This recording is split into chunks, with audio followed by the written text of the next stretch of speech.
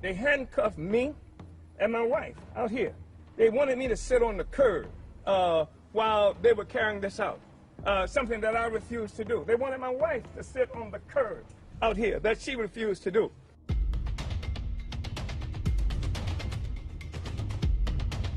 As I was coming out, this big old drone met me.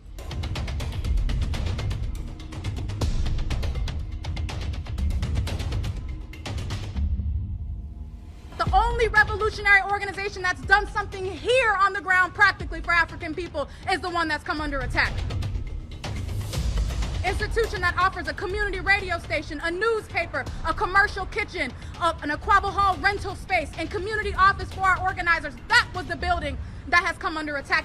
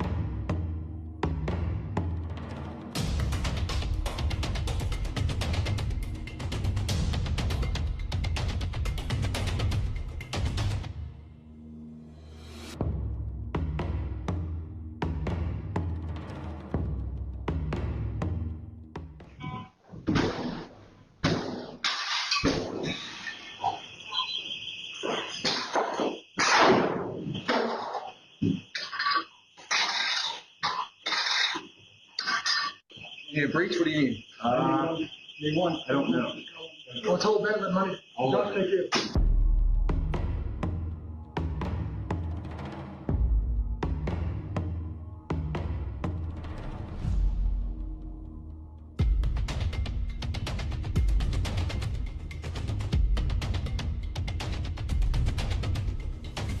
We will build a movement of white people that says hands off the Uhuru movement. They see in the African People's Socialist Party a vanguard for the struggle for the liberation of our people. They see that because not just what we do here in the United States, but because we had the temerity to do like Garvey, to do like Malcolm X, and take the struggle of black people around the world.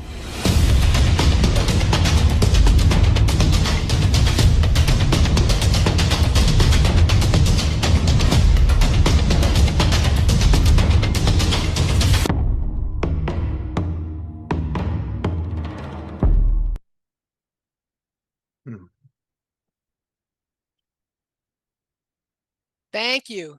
Thank you all so much thanks for that video. Thanks everyone. Good evening, friends and comrades, and power to the people. Thank you all for joining us tonight for this important webinar, Hands Off Uhuru, Drop the Charges on the Uhuru 3. I'm Margaret Kimberly, Executive Editor of Black Agenda Report. I also hold leadership positions in the Black Alliance for Peace and the United National Anti-War Coalition. And as such, I'm quite familiar and supportive of the work of the Uhuru movement. Of course, the US government is as well, and that's why we're all here. This repression meted out to Omali Yeshitela, Jesse Nevel, and Penny Hess is, I think, just the beginning of what is in store for anyone who speaks up for Black people and against imperialism. On the morning of July 29th, 2022, I received a call from a comrade who told me that the Uhuru movement had been raided by the FBI in St. Louis and in St. Petersburg. The Uhuru 3 and a member of their legal team will provide us with more detail, but let's make no mistake, this is a watershed moment for the liberation movement, and we must all know we are all the Uhuru 3. Before we begin to hear from the Uhuru 3, I want to thank the organizations that brought us all here tonight. It is important to note all of those who are in solidarity with the Uhuru 3 and who are sponsoring this webinar. The Nicaragua Solidarity Coalition is an international coalition of organizations and individuals supporting Nicaragua's sovereignty, affirming its achievements, and opposing sanctions and other coercive interference. Join us and learn more at nicasolidarity.com. Chicago Area Peace Action, campaigns for a world in which justice prevails for all, free of the devastation caused by war, racism, poverty, nuclear weapons, and environmental degradation. The Ukraine war and the Gaza genocide are particularly important issues for us, and we are very concerned about attempts to silence critics of U.S. policy. Los Ronderos de las Redes is a US-based Peruvian collective in solidarity with anti-capitalist, anti-imperialist, anti-colonial, internationalist, and socialist struggles across Latin America and the Caribbean and around the world. Two other organizations subsequently signed on as co-sponsors and have helped to support this event. They are Orinoco Tribune and Brainerd Area Coalition for Peace and Brainerd Lakes United Environmentalists. Before I introduce our guests, Penny Hess, Jesse Nevel, Leonard Goodman, and Omali Yeshitela, you will hear them in that order. I remind them all of the importance of keeping within their time frames, and we will remind them when they are close to the end of their allotted times. We have to be strict. Our first speaker is Penny Hess. She is chairwoman of the African People's Solidarity Committee, the APSC, the organization of white people under the direct leadership of the African People's Socialist Party, working for reparations to African people. Penny has been a member of the APSC since its founding by the party in 1976. Penny is the author of the book, Overturning the Culture of Violence. She is one of the Uhuru Three. Thank you so much, Penny. Go ahead. Uhuru, everybody. It is an honor to be here. Thank you, Margaret Kimberly. I want to thank Barbara, the Nicaragua Solidarity Coalition. I salute my leadership, Chairman Omali Yeshitela, and the African People's Socialist Party. I salute our attorney, our brilliant attorney, Leonard Goodman, and our great comrade, Jesse Nevel. And I just want to say that I salute the Nicaragua Solidarity Coalition for defending the government of Nicaragua that works to stand on the forward side of history. And we support its stand that it took at the International Criminal Court in support of the people of Palestine. We say free, free Palestine, victory to the Palestinian people, free Nicaragua, and victory to all African oppressed and colonized peoples on this planet.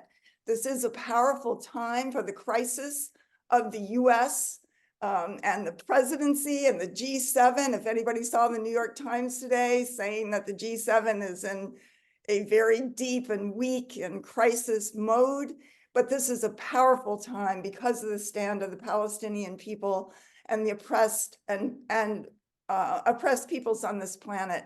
As has been said, I am Penny Hess. I'm chair of the African People's Solidarity Committee, who, along with my leadership, African People's Socialist Party Chairman Omali Yeshitela, and Comrade Chair Jesse Nevel, also of the Uhuru Solidarity Movement, are currently under indictment and facing trial and 15 years in prison on false, ridiculous, bogus charges that the US government says that somehow the chairman became a Russian agent and is part of some kind of conspiracy to, quote, sow discord against the United States government, and that he, after 50 years of struggling for the freedom and liberation of African people, suddenly became an agent of Russia in 2014. And they can't even make any charges of violence, theft, fraud, or money laundering or anything like that. We are being charged purely for our speech, for our words. And as Chairman Omali Yeshitela has stated, we are innocent. And if they succeed in railroading the chairman and Jesse and myself into a conviction, the First Amendment, as we know it in the US, will no longer exist. And again, we have very brilliant political leadership from the chairman and very competent and brilliant attorneys who say they have never seen a case like this. So this is a precedent-setting case that will enable the government to charge anyone, anytime for their words. So we have to fight this case. We face trial on September 3rd in Tampa, Florida. They say the trial will be 4 weeks long. And we are calling on all freedom-loving people, all comrades, all those who believe in preserving the First Amendment, and those who believe in and uphold anti-colonial free speech, the right of the colonized to fight for their liberation, to be there on September 3rd, and for as long as you can, participate in our mobilization, coordinated by Hands Off Uhuru, called All Out for the Uhuru 3 trial, and we're going to have a mobilization in St. Petersburg, Florida, beginning on Saturday, August 31st, and just really want everybody to come out. Go to handsoffuhuru.org and you will find out more, and you'll be able to sign up and let us know that you're coming to the trial. We need you there. We need thousands of people there. I have the honor of being the chair of the African People's Solidarity Committee, an organization of white people under the leadership of Chairman Omali Yeshitela. And the African People Solidarity Committee was formed in 1976 by the party for white people to go into the white community to win others, just like ourselves, to take a stand in genuine solidarity with the right of African people to fight for African liberation, and also to organize for reparations to African people. And this is the work that we have done since 1976. Year after year, this is what we do. And Jesse and I are members of the Solidarity Movement, the Uhuru Solidarity Movement, African People's Solidarity Committee. And we have an organization, a solidarity movement of white people in 130 cities in the US. This is growing. More white people want to stand on the forward side of history. We have to pull everybody together. We have to push back this attack, and we cannot let them put Chairman Omali Yeshitela in prison. And the attack on Jesse and myself are part of the attack on the chairman. I just want to make it clear that Chairman Omali Yeshitela has spent his life fighting for the liberation of Africa, for self-government for African people, for reparations, and the right of all oppressed and colonized peoples to advocate and win their national liberation and freedom. The chairman is the founder of the Burning Spear newspaper, the founder of the Uhuru House Centers in Oakland, California, St. Petersburg, Florida, and St. Louis, Missouri, among other places. He presides over an African organization, of the African People's Socialist Party in cities throughout the US, in multiple cities on the continent of Africa, as well as in London, in Paris, and elsewhere. This is a worldwide movement. The chairman has traveled the world, not only to Africa, but to Northern Ireland, to the land of the Diné here in the US, and to Nicaragua. The chairman was there in San Francisco in 1978 and 79, and the 80s.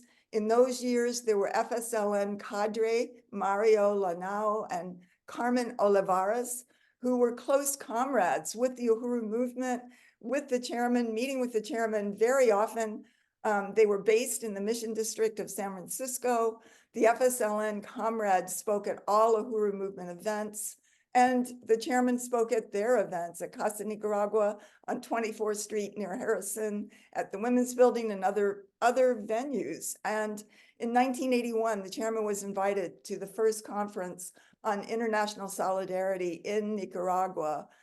And what motivates the chairman is the responsibility that he has taken upon his shoulders, that African people must be free and self-determining, and that the chairman has laid out history that is irrefutable, that this system is built on the foundation of the violence of colonialism. It is based on what the chairman calls the colonial mode of production, built on the kidnapping of African people, the enslavement of African people for hundreds of years, the genocide of indigenous people, the theft of their land, and the colonial wars, domination, and violence against the majority of the people on the planet Earth. This is what made the US wealthy. This is how the wealth and power of the US and of white people was built on human trafficking, rape, pillage, genocide, and the most horrible things that people could do to other human beings.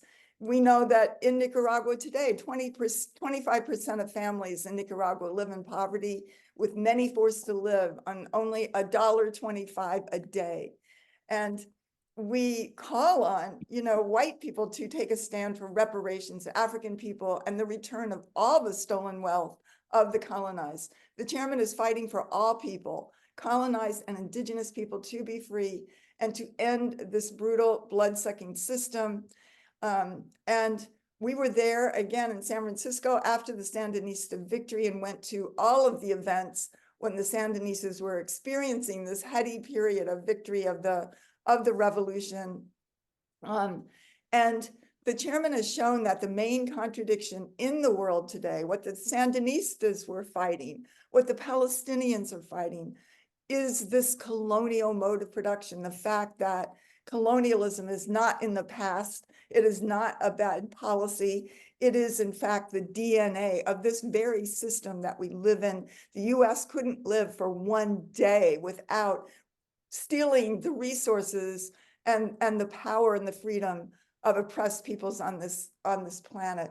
The Hands Off Uhuru Fight Back Coalition and Chairman Omali Yeshitela stand with Leonard Peltier, whose parole hearing was on Monday, who has been in prison for nearly 50 years for simply defending his stolen land from the same FBI, US government armed forces that the Uhuru movement is fighting today. The chairman has emphasized that the problem is not racism, it is colonialism. Racism is an idea, an ideological construct, and that colonialism is a material, political, and economic system in which whole peoples and nations are occupied, enslaved, robbed of their land and resources for the benefit of a foreign and alien state power.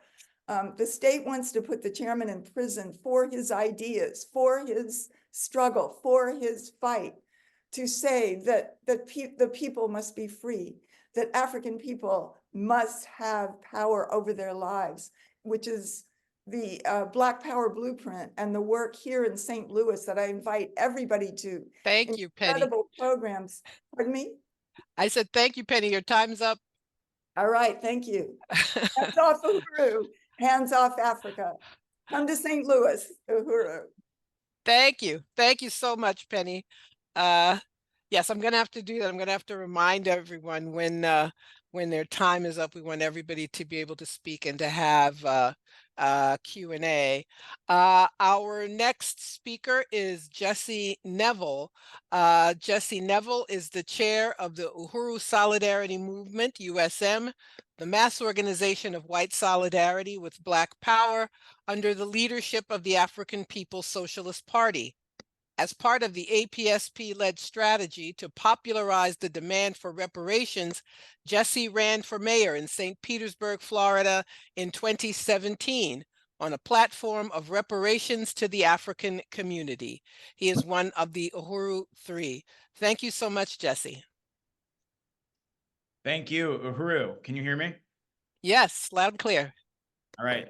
Thank you. Thank you so much, Comrade Margaret Kimberly. Thank you to the Nicaragua Solidarity Coalition, Chicago Area Peace Action, Milwaukee Area Peace Action, Los Renderos Redes, the Orinoco Tribune, everybody who came together to put this event on. And it's an honor to be here. Thank you also to Chairwoman Penny Hess for those powerful words, which fully represent what I believe and what all of the members of the African People's Solidarity Committee and the Uhuru Solidarity Movement believe. And I also want to salute Chairman Omali Yeshitela, our leadership, the leadership of the African People's Socialist Party.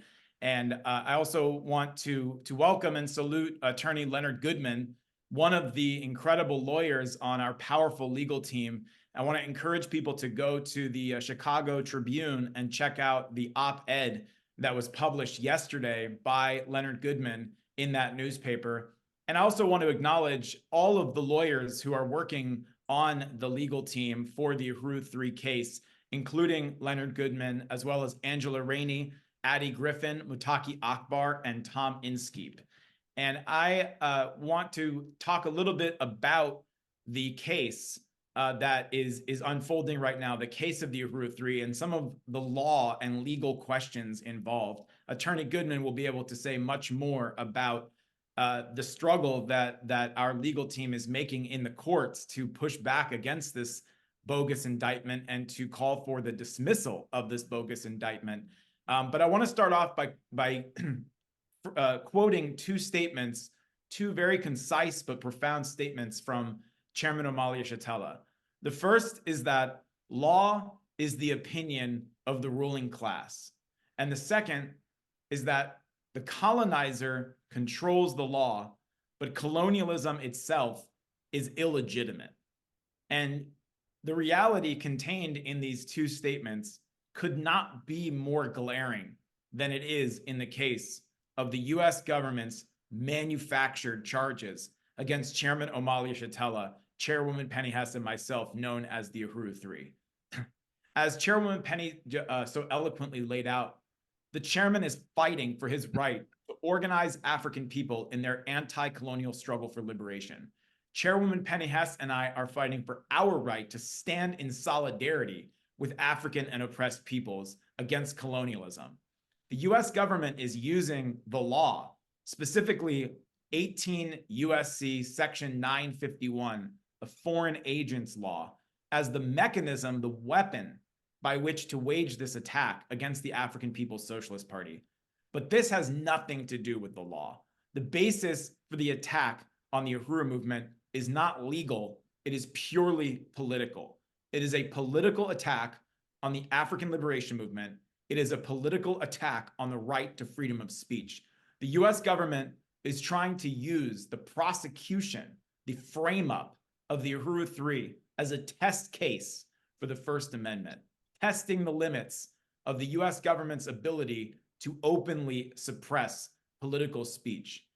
As Chairwoman Penny said, if they succeeded in railroading us into a conviction, free speech is over.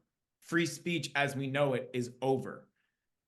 Specifically, they would be establishing a precedent, a legal precedent under US colonial law by which the US government could criminalize any speech that they don't like simply by accusing the speaker of being a foreign agent because the views of that speaker from time to time may align with the views of a foreign government. You saw how the Uhuru movement became informed of this attack first on July 29th, 2022, with the vicious military-style SWAT team invasions of 7 homes and offices of the Uhuru movement. And 9 months later, 9 months after those raids, the US government indicted through a federal grand jury Chairman Omali Yeshitela and the Uhuru movement. You should read the indictment.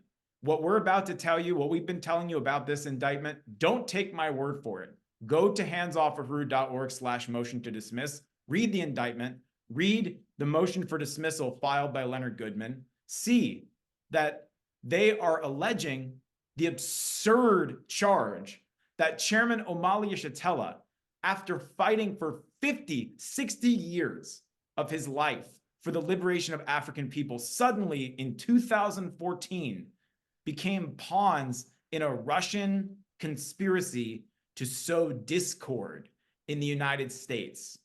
All of the overt acts which they claim were efforts to sow discord are examples of pure speech, petitioning the United States government with the crime of genocide against African people, publishing articles, holding speeches and presentations like this one, Zoom events like this one, to demand reparations, to oppose the US proxy war in Russia, to criticize US imperialism and colonialism.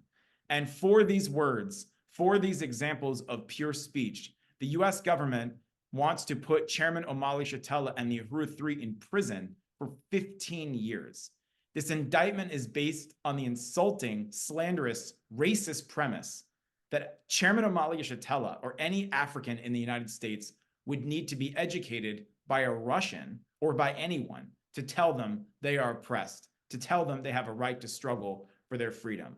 We are not guilty of these bogus charges, but they are guilty. The US government is guilty. They are guilty of assassinations, terror, arrests, imprisonment, harassment, surveillance, counterinsurgency against Black freedom fighters historically, and this is no different. This is a continuation of the war against the African freedom struggle that this government has been waging from its inception. So there is a trial set for September 3rd in Tampa, Florida. The motion for dismissal was filed by Leonard Goodman, showing that this indictment threatens to blast the First Amendment to bits. The US government claims that Chairman Omali Yeshitela weaponized free speech, but I want to close by saying Chairman Omali Yeshitela says, what's the point of free speech if not to be a weapon against oppression, against tyranny? The conundrum for the US government, as the chairman points out, is that the First Amendment was not created for African people. It was created by white men who were enslaving African people to create rules of engagement for each other in a colonial settler state. African people were enslaved in 1791 when the First Amendment was written. Any access to democratic rights which African people have gained in this country has been as a consequence not of what's written in the Constitution, but as a result of their life and death struggle for democratic space. So that's why so many people are rallying around this case, because they can't take the First Amendment away from Chairman Omali Yeshitela alone. If they take the First Amendment away from Chairman Omali Yeshitela, for whom, as he says, it was not intended in the first place, they take the First Amendment away from everyone, including from white people. The First Amendment itself, free speech itself, is at stake. And this attack is not a sign of strength, of a strong, confident, powerful system. This is the desperation of a dying system. They're intensifying their assaults on free speech because they can't handle any criticism. They can't handle any opposition and struggle for a better world, for a different world. So they always start with an attack on the African liberation movement. What stands between everyone's right to free speech and the US government openly taking away that right to free speech is Chairman Omali Yeshitela, the African People's Socialist Party. That's why this case is so important. So we call on you, as Chairwoman Penny said, come to the trial in Tampa, Florida in September. Come to a mass mobilization, march and rally on August 31st in St. Petersburg, Florida. You can go to handsoffuhuru.org to find out more information. Donate to the Hands Off Uhuru Legal Defense Fund and know that we are winning. We will win. We are confident we will beat these charges. But again, this has nothing to do with the law. It has everything to do with the struggle of African people for their freedom and independence. And at the end of the day, the verdict will be delivered by the masses of people in the streets demanding hands off Chairman Omali Yeshitela, drop the charges on the Uhuru 3, down with colonialism, Uhuru. Uhuru. Uhuru. And power to the people. Thank you. Thank you so much, Jesse. Our next excuse me, our next speaker is Leonard Goodman, who is part of the legal team representing the Uhuru 3. Leonard Goodman is a distinguished criminal law attorney based in Chicago, who's won high-profile and precedent-setting cases, including in the US Supreme Court and the Illinois Supreme Court. He's a prolific published columnist and teaches federal criminal law at DePaul University.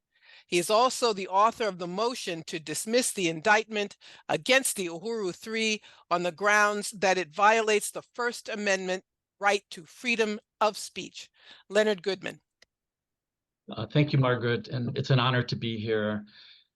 Thanks, Penny and Jesse, for those words. And like they said, this is a dangerous case. It's the first case of which I'm aware in which American citizens are being prosecuted by their own government for the crime of political speech and dissent.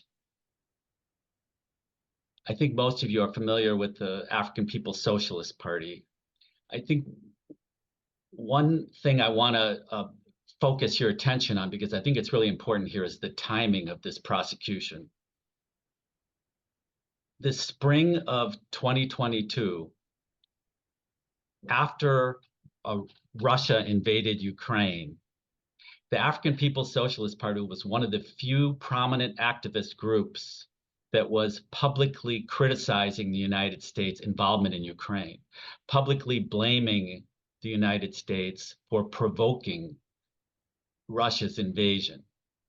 And Omali made speeches at that time in February and March of 2022,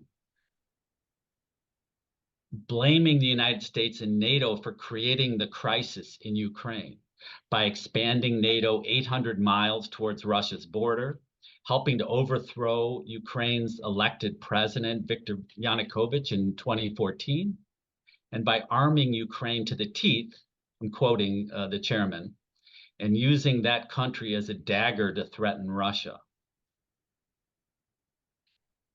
These speeches were all very consistent with the African People's Socialist Party's anti-colonialist views, which date back 50 years.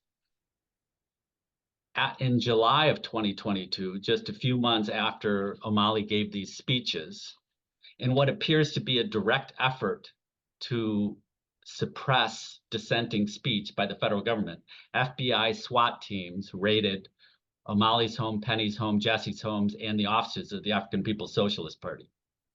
And then in April, they were indicted under this rare statute that Jesse told you about, which basically is intended to target secret agents of foreign governments operating in the United States. It's a statute that's rarely been used. It's been dusted off and used on these Black radicals. The overt acts are all political speech in the indictment. There's no allegation that the African People's Socialist Party or any of the Uhuru 3 defendants committed any crimes. There's no allegation that they acted as spies, that they were spying for Russia, that they committed espionage. There's no allegation even that they acted as lobbyists for a foreign government. Merely that they did political speech and dissent that was displeasing to the United States government. Why would the government bring such a weak case against these defendants? I think it's very clear when you look at the timing and how badly the United States wanted people to support the war, to understand and to believe that it was unprovoked, which was the official United States position. And having people saying the opposite was threatening, especially people with a large following in the Black community and among people that the Democratic Party believe the voters belong to the Democratic Party. So that was a threat to the United States. And this is a dangerous case, as Jesse said. The right to criticize our government is fundamental, probably the most fundamental right protected by the First Amendment. If we lose that right, our democracy cannot survive. That's all I have. If people have questions, I'd be glad to answer them about the legal issues. Thank you. Thank you. Thank you so much, Leonard Goodman. And last, but certainly not least, is Chairman Omali Yeshitela. He's the founder and leader of the Uhuru Movement, chairman of the African People's Socialist Party. Chairman Yeshitela, excuse me, is the worldwide revolutionary leader and theoretician who's been fighting for freedom, reparations, and liberation for African people everywhere for over 60 years. He is the primary target of the FBI attacks on the Uhuru Movement and is one of the Uhuru 3 facing federal indictment on bogus charges of being a, quote, Russian agent, unquote. Omali Yeshitela. Go right ahead, Chairman. Uhuru, first of all, I want to express my appreciation to you, Comrade Margaret, and to Comrades Leonard and Penny and Jesse for your remarks. And I have to say, free Palestine. And I have to say, free Leonard Peltier and all the political prisoners in this country. And I want to recognize the significance of the forces who are participating in conducting this this event that we're having now. Oronika Tribune, Brainerd Area Coalition for Peace and Brainerd Lakes United Environmentalists. I want to express appreciation to Los Ronderos de las Redes, to the Chicago Area Peace Action Campaign, the Nicaragua Solidarity Coalition. And I have to, with your permission, recognizing the significance of all these forces, and I think that the combined forces that we are looking at in this discussion right now, in this meeting, including the participants who are on trial, who they intend to put on trial, the lawyers and all of you, I think you represent the fundamental issue that we believe is the driving force to everything we're doing. And related to that, I wanted to just give a special shout out to the Nicaragua Solidarity Coalition. I went to Nicaragua. I was there in 1981. I fell in love with Nicaragua. It was shortly after the revolution there. And I saw what looked to me like the future when I was in Nicaragua. I saw young people, 15, 16, 17 years old, who greeted us at the airport. They had makeshift banners similar to the banners that we were utilizing inside this country. I saw young people who were there to defend the revolution and who were benefiting from the revolution. And I met Comandante Daniel Ortega while I was there, and I met other really incredible forces. So Nicaragua was very, very dear to my heart. I wanted to just say that. And I think it was Comrade Jesse and perhaps Penny who raised the thing that from our perspective, there are not a lot of colonialism, that there's a colonial mode of production that unites all of us, that unites us with Nicaragua, that unites us with Palestine, the courageous, heroic Palestinian people that united us, which is the basis for the work that we did. We organized the first support movement in Northern California for the Nicaraguan Revolution. We turned all the resources that we had over to the Nicaraguan Revolution because we recognized that it was a part of the struggle that all of us were involved in against colonialism. And again, when we talk about colonialism, we're not talking about simply a policy. We know that when Portugal initiated this attack on Africa some 600 years ago in 1415, it was probably a policy by Portugal. But as Portugal moved, tiny, almost insignificant Portugal up to that time, just an appendix on the bottom of the rest of Europe, became an incredible force because of the attack that it made on Africa. It initiated this whole process of capture of African people, African territory, and started this process of dispersal of African people all around the world against our will. And I think it's really important to recognize that before this happened to us, there was no such thing as a world economy. Portugal, with this attack and the ensuing work by colonizers by what became Europe. There was no Europe at this time. But prior to now, you just had a group of warring tribes and what have you in this land space that we now know as Europe, contending with each other, and then and identifying themselves primarily in relationship to each other. The Gauls, the Normans, and the Celts and what have you. It was only with the advent of slavery and this process of dispersing African people and taking lands all around the world. The whole world as we know it today has its origin in that process. And this was a colonial mode of production that was created, and all of us are locked into it, and the whole world is engaged in this struggle, trying to disengage from this parasitic social system. Anyway, that's how we understand what it is we're doing and why it was so easy to unite with Nicaragua, and why it's so easy to unite with the Palestinians and all the other oppressed and colonized peoples around the world, and why it's so easy to say, free Leonard Peltier, free all the political prisoners, and why we have decided that as opposed to functioning or acting like some inert objects to be assaulted by the United States government, where we simply hold our hands up, et cetera, in some kind of passive defensive posture, we have initiated a counteroffensive. The United States government attacked us because of a crisis that it is confronted with, because it's the weakness of its position, growing weaker every day, growing weaker in the international arena, growing weaker inside this country, where mobs of white people have attacked the Capitol, chased the vice president down the hall, threatening to lynch him, defecated on the floors of the pristine Capitol, sat at the desk of the third most responsible, put their feet on the desk, the third most powerful politician in this country in terms of Nancy Pelosi.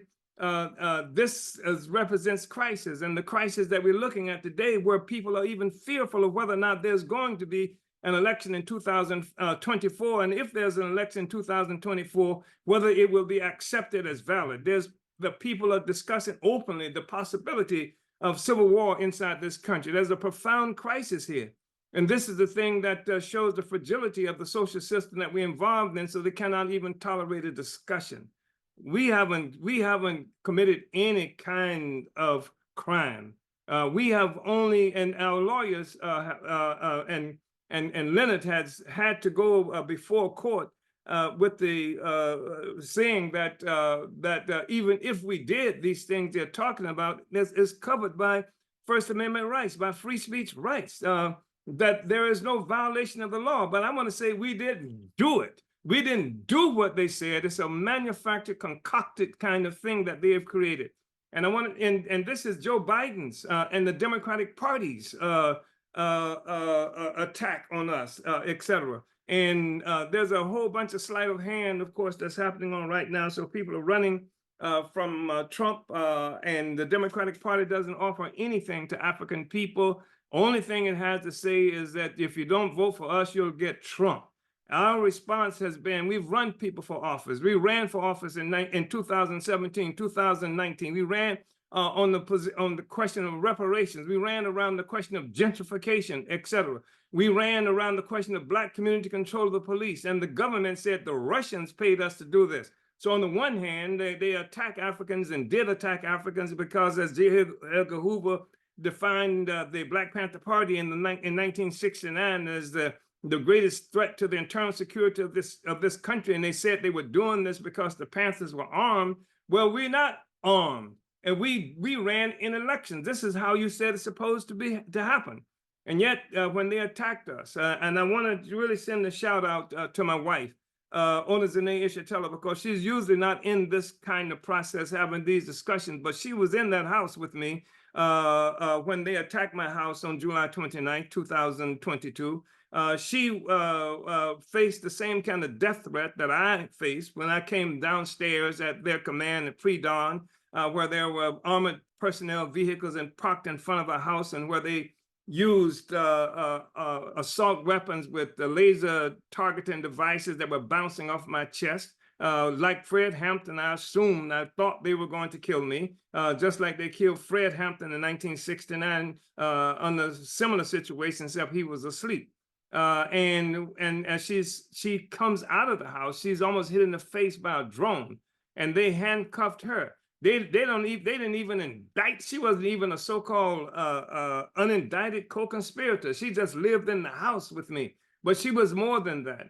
She's the person who's been responsible for so much of the anti-colonial work that we've done, including building these anti-colonial institution economic projects, more than 50 in this country that we have done, more than scores of them. We've transformed North St. Louis, that we live in the most impoverished sector of St. Louis. In North St. Louis, where we live, we put markets there, we put housing there, we put programs there that will provide housing and training for African men and women coming out of the prisons, et cetera. And we've created an organization that spans the globe. We're not a large organization, but as Comrade Penny and Jesse have mentioned, we are in some 130 different cities. That is the white people who are in solidarity with this movement, talking about reparations, talking about genocide. And we are in Zimbabwe, we are in South Africa, we're in Ghana, we're in various other places in Europe and in the Caribbean. So this is part of the basis of the attack that they made on us. But it's their fragility. And as it's been mentioned, the Constitution was not written for us. If it was written for us, it wouldn't have been necessary for the so-called 1964 Civil Rights Bill. If it was written for us, it wouldn't have been necessary for the 1965 Voting Rights Act that I worked to bring into existence at the risk of life. And that Joe Biden, especially when it comes to the civil rights thing, was opposed to. And but these rights were not for us. And as it was mentioned, it was only the Bill of Rights was in 1791. And African people were living under slavery up until 1865, open slavery up until 1865. So clearly it was not made for us. And the point that we want to continue to make, that why this thing is so important, the whole question of free speech is so important, because they would target what they presume to be some unpopular force in order to get the majority of the people to unite with this attack on democratic rights. But the rights were not for me. And this is something that especially reactionary white people need to understand, that if they can it's not Omali's First Amendment. It's not the Uhuru Movement's First Amendment.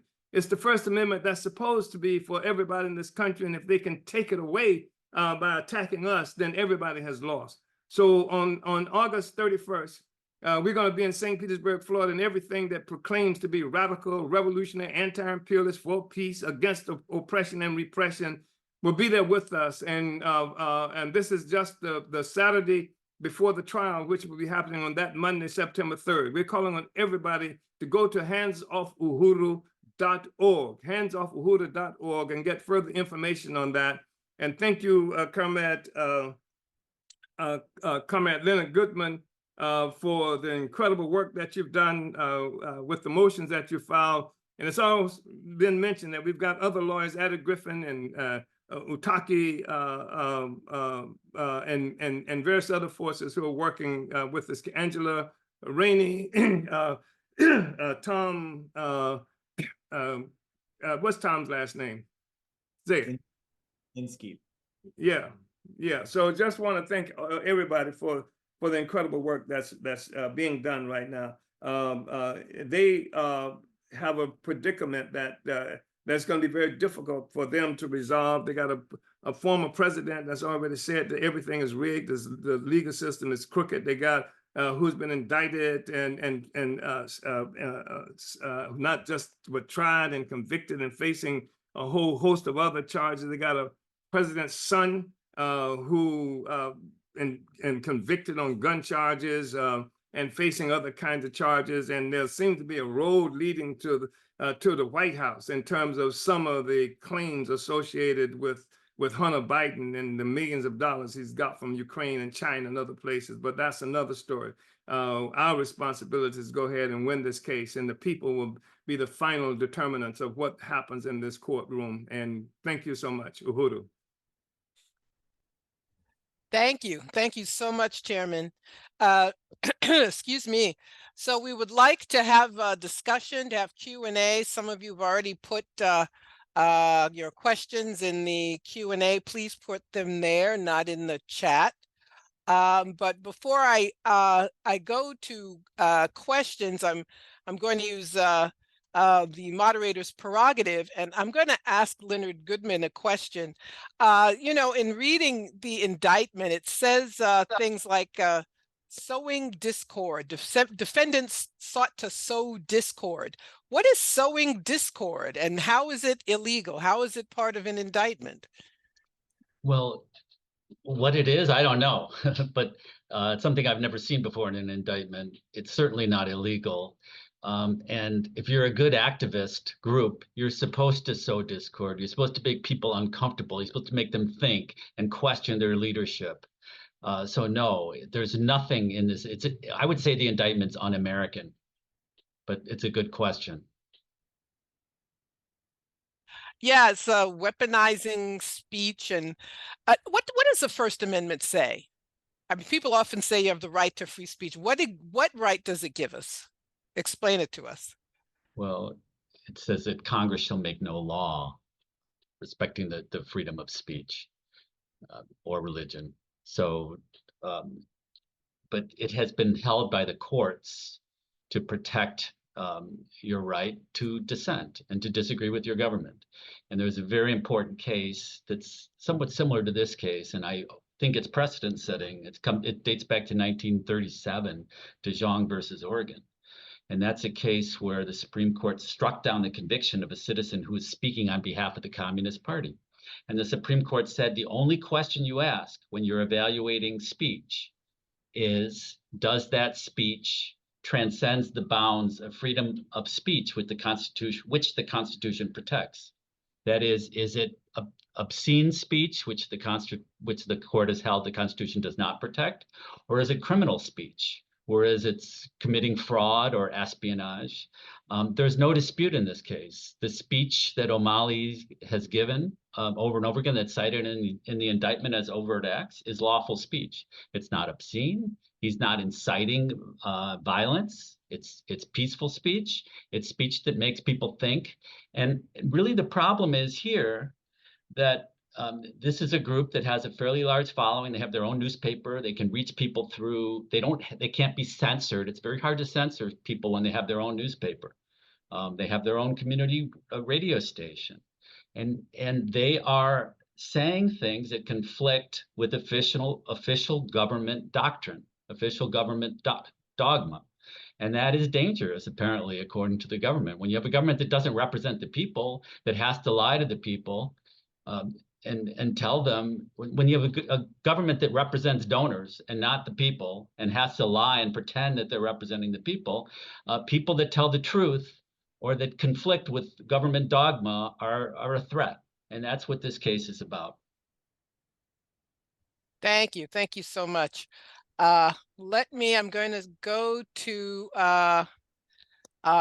the questions that we've seen in the Q&A portion. This is an interesting question. I'm not sure what this person's referring to, or if anyone here is aware of that. The question is the federal statute used against the Uhuru 3 the same one that was used against US opponents of British occupation in the 6 counties in Northern Ireland? Does anybody want to take that question? Well, what I would say is indirectly. I'm not familiar with the specific charges and the case about the people who were indicted supporting the struggle in Northern Ireland. The reason I say indirectly is because in 1982, I was in Northern Ireland. One of the so-called troubles were happening. And I'm mentioning this in part because part of the crime I committed was going to Moscow and meeting with people in Moscow. But I was in Northern Ireland and with the Irish Republican Socialist Party. And I went there shortly after the tribunal that we held in Brooklyn, New York, on reparations for Black people. That the United States government says that the election we participated in 2017, 2019 around reparation was paid for by the Russians. And the Irish Republican Socialist Party had a press conference, a national press conference, indicating that they would not accept any money from Irish in this country, in the United States, who did not support our demand for reparations, who did not support the liberation struggle. The Irish Republican Socialist Party came out and said that, and they also agreed to participate with us in pushing the United States to, how do they characterize it? The Congress has to, with the Genocide Convention, the United States had never united. It took 40 years before the United States ratified that. And so we want to campaign to win support for that. That's why we were in Ireland in part of that. So I'm saying that this kind of stuff is the stuff, the trip to Nicaragua, to, in solidarity with the people there, the trip that we made to Spain in 2007 with the International Committee, all of this stuff, winning support for the struggle of African people and trying to unite the colonized people around the world in this effort is part of what brought us here. So I don't know about the specific case that's being addressed here, but it's all part of the same contradiction. Thank you. Our next, unless anybody else has comments about that, I'll move on. Next question. The prosecution of the Uhuru Three, Julian Assange, and the campaign against so-called mis- and disinformation, deplatforming independent journalists, and so on are all part of a war on dissent. What are the keys to fighting back, bearing in mind the lack of a united mass movement in this country? I'd like to say a word about that. First of all, disinformation is something that this is a jargon. This is something that's made up. There is nothing in the Constitution or in the Supreme Court cases that interpret the First Amendment that says disinformation is not protected speech. In fact, there's plenty of Supreme Court cases that say you have the right to be wrong. But the interesting thing in this case is we pointed out that look at what Omali said, that they're calling disinformation and propaganda. He said that NATO has expanded 800 miles, that NATO marched 800 miles towards Russia's border. Is that true? Well, it is true. He said that the United States and the CIA helped overthrow Ukraine's elected president, Yanukovych, in 2014 in the Maidan coup. Is that true information? Yes, it's true. He said that the United States helped and NATO helped arm Ukraine to the teeth to threaten Russia. Is that true? So the government has actually backed off on the allegation of disinformation. What they're saying now is what we say is disinformation could be true information, but it's information that is useful to Russia. Therefore, we're calling it disinformation. And in fact, at the trial, they intend to call a Russia expert to talk about to try to explain to the jury why disinformation could be truthful information. If it helps Russia, it should be banned and it should be illegal and these people should go to prison. So this is a very dangerous case. I would say the one thing that we can do is to win this case. And I think as the lawyers are certainly, we're going to do everything we can to make sure that this is a not guilty if we can't get it dismissed, which really the judge ought to do. And we're still hopeful that it will be dismissed. Yeah. Any other comments on that? Yeah, I just want to say that I think this mass movement is building now. And that the comrade was saying about how do we fight back in the face of, the absence of a mass movement. I think this mass movement is building. There's some 40 different organizations that's come on board with this Hands Off Uhuru campaign. And we are seeing it as an anti-colonial free speech movement. And that's part of what we're talking about, people coming together on August 31st. Our objective is not simply we don't win if the only thing we do is win this case. We want to win this case, make no mistake about it, but it's a political question. And the question is, do Black people and colonized people have the right to be able to advocate and organize for our liberation? That's the fundamental question.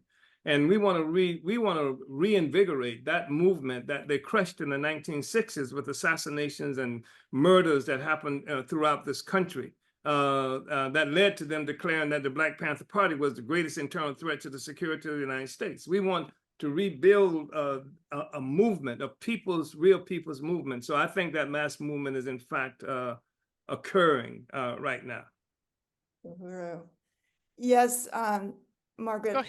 Thank you. Yeah, I really want to unite with what Chairman Omali Yeshitela is saying, and to say that, I represent the African People's Solidarity Committee, the organization of white people under the leadership of the African People's Socialist Party, and that we have a particular role to play. And I salute so many comrades and friends from the white community who are on this program today, because the way that we push this back is to defend Chairman Omali Yeshitela. Like the chairman said, that the attack on the African liberation movement is the canary in the coal mine for everybody else, but also because we don't want what they did to Malcolm X, to Martin Luther King. We don't want that. We're going to defend Chairman Omali Yeshitela. They can't do that. And we need to take on that fight with thousands of people, which Hands Off Uhuru, under the leadership of the party, is organizing all kinds of people, all kinds of organizations. And in particular, I salute organizations from the white community that stand on this side to say that they will not lay a finger on Chairman Omali Yeshitela under our watch, that we're gonna take this on, and we're gonna fight there, and we're gonna be there. So we unite that everybody needs to be in St. Petersburg, Florida on August 31st. And to stay as long as you can stay. That they say this trial is going to be 4 weeks. Be there minimum for the first week in the trial. There have to be thousands of people outside, because we have to show them, no, hands off Chairman Omali Yeshitela and the Uhuru 3, and that this is in the interest of everyone in the world, including, people struggling around the world to be free. So I'm excited about it, and I believe that, if you want to sign up to come to the trial, go to handsoffuhuru.org. There's a form there that you can fill out, and it lets Hands Off Uhuru know that you will be there on August 31st and September 3rd. Thank you.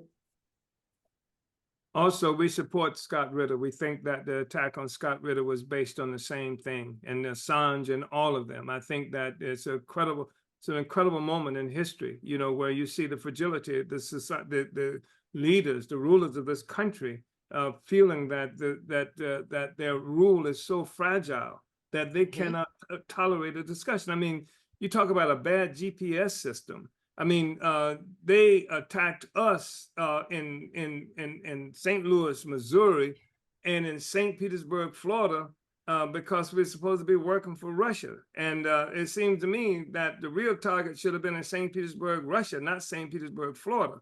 But it's easier to attack an impoverished Black community like that and use it as a scapegoat for the ineptitude and problems, of the United States government itself. But we're not folding. I think that they took so long, 9 months. One of the reasons that before an indictment is because they hoped, one, that the violence of the arrest itself would have pushed me and us into accepting some kind of plea deal, that we would, to stay out of prison, that we would confess, we would perjure ourselves and say that we were guilty of doing something, and so that we can avoid going to prison. And then I think the other thing is that they might have even hoped I would run, but we are not going to surrender the democratic space that Black people fought for. I mean, nobody fought for the right to vote more than Black people in this country. And they're talking about the Russians. I don't know if Russians had leaders gunned down like we did, and children going up against high-powered water hoses just for the right to vote. Black people did that, and we're not going to surrender that space. And they would push us, if they could, into some kind of act that would give them a legitimate reason for attacking us, killing, arresting us, etc. But we're not surrendering to that either. Part of it is because of Goodman and Mataki Akbar and Addie Griffin, and they're going to be fighting like hell, kicking ass in the courtroom. And we're going to be going to the people who are in this meeting right now. And we're saying that, as far as we're concerned, the trial has already begun, and that we have to make it easy for Goodman and Akbar and Griffith by the people participating, and obviously participating in this process, because there's an appeal that's still out. And Attorney Goodman said a long time ago that he wants everybody to read the briefs and everything, because he wants everybody to know about it. Because the more that people know, the greater the likelihood is the judge would be inclined to go by the law. And if we go by the law, we win.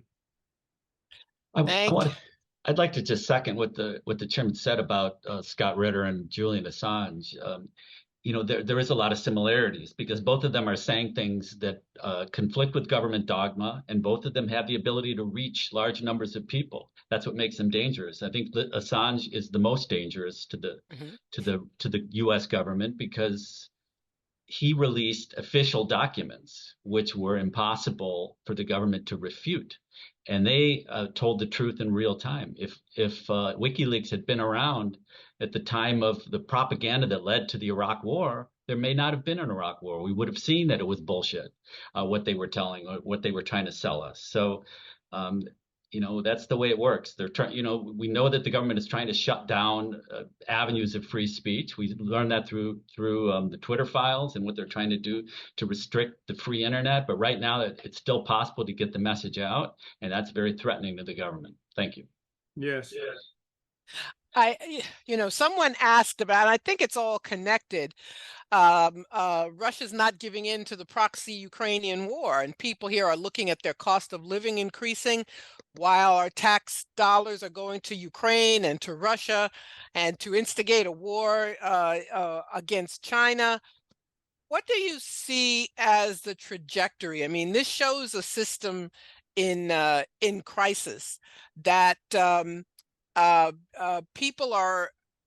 The crisis of what they claim is a democracy. We actually do not have anyone speaking on our behalf on these and other issues, but instead they feel compelled to double down, to ask for more money, to say we have to beat Russia, or we can't, stop supporting Israel. Any comments about this, these contradictions and the crisis?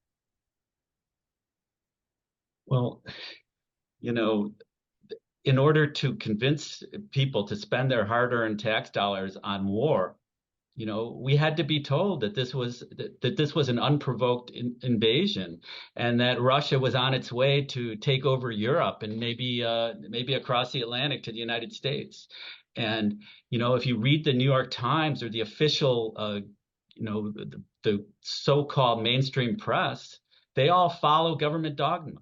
You won't see anything in the New York Times that says what Omali was trying to tell you, or what Scott Ritter is trying to tell you, or what Julian Assange was trying to tell you.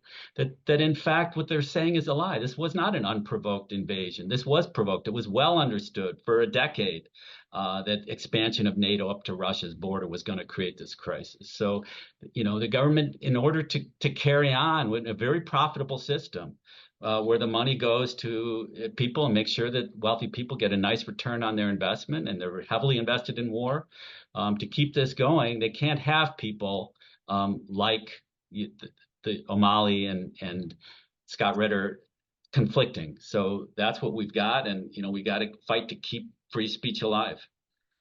I just want to say, I think the significance of this discussion we're having now, and this audience that we're speaking to now, when you talk about what they call the mainstream media, which is colonial media all up and down, but I think that we are looking at the reason, the inaccessibility of this media to ordinary people, to the people. I think we're looking at one of the reasons that this young man, in the Air Force, had to torch himself in front of the Israeli, embassy, and make his statement. And I thought his statements were really interesting because he talked about apartheid, and he talked about Jim Crow and things like that. And he referenced those. And the fact is that that's the only reason his message got out. He had to torch himself. He had to emulate himself in order for the New York Times to even cover anything that he would have said. And that says something about the lock that the rulers have on information and talking to people. But I really have a lot of confidence, because I think this is an extraordinary moment right now.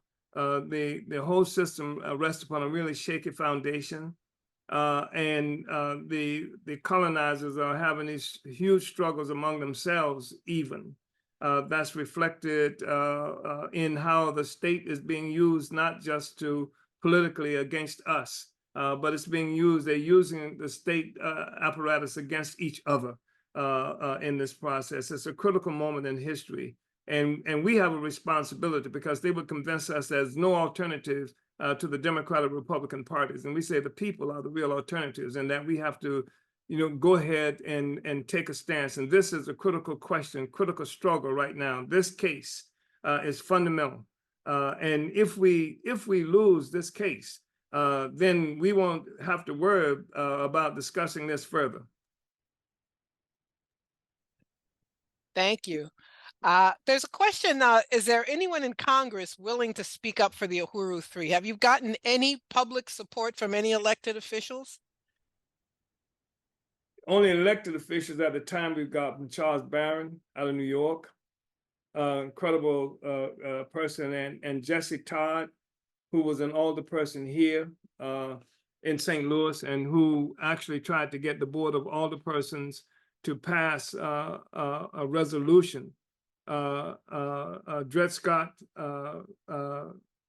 sanctuary city resolution that would prohibit the city from cooperating with any FBI or other federal organization in arresting or attacking people who were doing work to uplift the Black community. But other than that, you got the remarkable, well-known feminist Cori Bush, who lives right down the street, who won't answer calls and or anything like that. So no, there's no one in the Congress that has done anything. I'm good. We've got good, we've got good, I guess Cornel West has said a few things, and Jill Stein came to St. Louis and actually went to jail while she was in St. Louis, and got beat up by the police and got charged with beating the police. And even after she got out, bailed out at 2:30 in the morning, she, made solid statements in support of the Uhuru Three.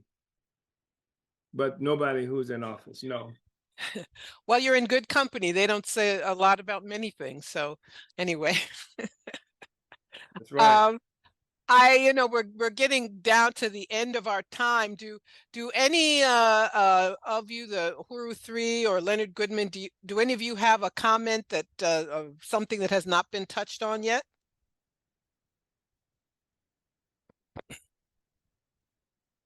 Uhuru, I know that people were asking about reparations work, and I just and they were saying, how could they find out more? Everybody can go to uhurusolidarity.org. I think I put uhurusolidarymovement.org, but it's uhurusolidarity.org, and see everything that we're about. And we do fight for reparations to African people and to the work of the Black Power Blueprint and the African People's Socialist Party. So you can find out more about it by going there. Uhuru. Thank you. The only word I would say, I would invite everybody here, come to St. Louis. Because if you come to St. Louis, you'll see why they attacked us. If you come, you see what we've transformed an entire community. We've purchased something like 7 or 8 contiguous blocks of properties, and we've transformed them. We've destroyed untenable buildings and things like that. We put down guards, we markets, places to attack this food desert. Come to St. Louis and take a look, and then you'll get a real understanding of why we are under attack. Thank you all. I have really enjoyed this time with you, and I want to say I know you pointed us attendees to the website uhurusolidarity.org. I'm assuming you take donations. Is that on the site? Well, people should go to handsoffuhuru.org, and there you can find out everything about the trial. All of the legal documents are there, the indictments, the brilliant motion to dismiss that Attorney Goodman wrote. Everything is there. All of the interviews and press coverage and etc. About Hands Off Uhuru, Hands Off Africa campaign. So yes, handsoffuhuru.org. Please donate to the Legal Defense Fund. We still have another $100,000 almost to raise. We've raised almost $300,000 so far from the support of the people. And, we want to thank also our Attorney Goodman, who is doing the work pro bono, which is an incredible donation as well. And yeah, so go to handsoffuhuru.org and donate. There's one last question before we end. Someone's asking, are there any entities gathering the information needed to present a case in the International Court of Justice against the US? I know South Africa has said the US, they have charged Israel with war crimes and say that the United States should join Israel as well. So that is one such instance that I know of. Does anyone know of any others? Well, that's one of the reasons they attacked us. we had gathered 130,000 signatures by people to send to the Secretary General of the United Nations to charge the United States with genocide against African people. And they snatched it down. After they arrested us, indicted us. They took it all off the internet.